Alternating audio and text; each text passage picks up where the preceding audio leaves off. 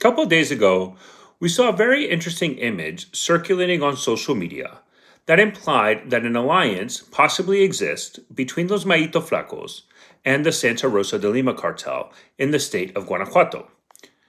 My followers would know that I did a video about Guanajuato where I highlighted that the main level of violence impacting that state is between the Santa Rosa de Lima cartel against their rivals, the Jalisco New Generation cartel. And Guanajuato does have one of the highest homicide rates in Mexico and also is one of the states where local police suffer the most amount of targeted attacks and casualties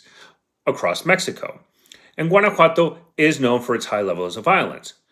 And that violence is directly tied to the conflict between the Santa Rosa de Lima cartel and the Jalisco New Generation cartel.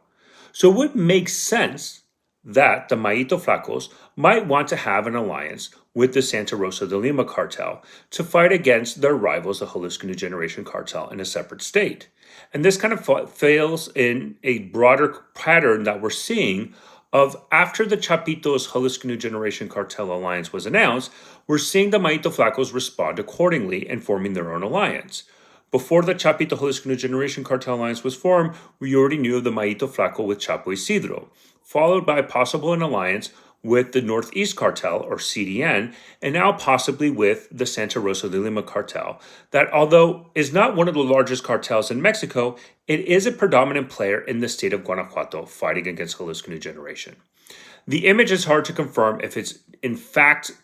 a real announcement, or it might just be cartel propaganda or somebody made it up. But we have seen historically a lot of reporting indicating that the Mayito Flacos and Santa Rosa de Lima cartel do have some level of cooperation in Guanajuato because the Mayito Flacos do have a reduced presence there, and it makes sense for them to coordinate with the Santa Rosa de Lima cartel.